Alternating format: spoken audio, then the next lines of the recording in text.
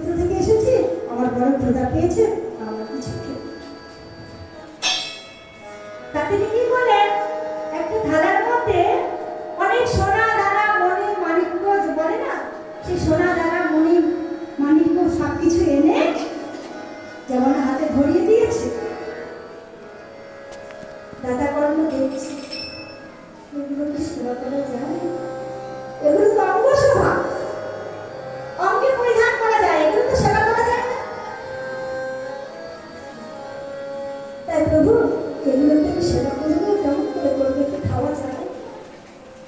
আচ্ছা কর্ণ, আমার একটা কথা বলো তো,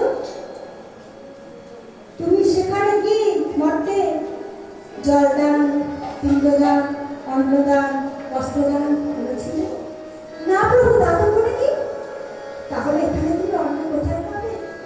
যাও, মর্তে তুমি আবার ফিরে যাও, সেখানে কোনদিন ব্যাপী জয়রাধে, সেখানে জলদান, অন্নদান, বস্ত্রদান করে এসো।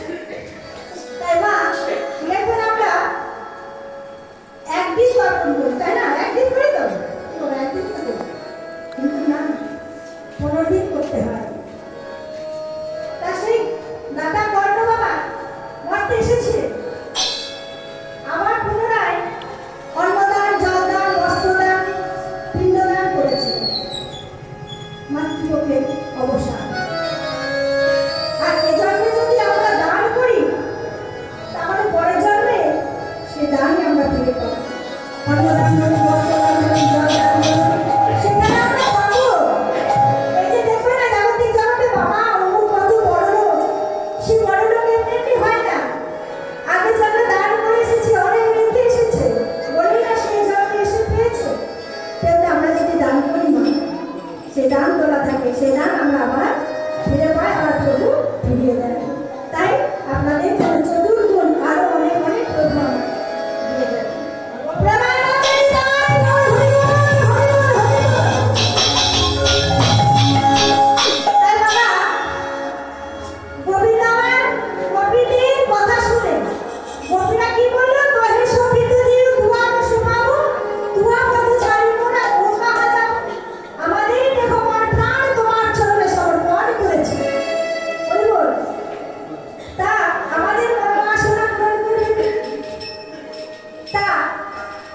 গোপীদের মনোবাসনা পূরণ করার জন্য ভগবান শ্রীকৃষ্ণ আমার আওয়াজ দেওয়া করেছে।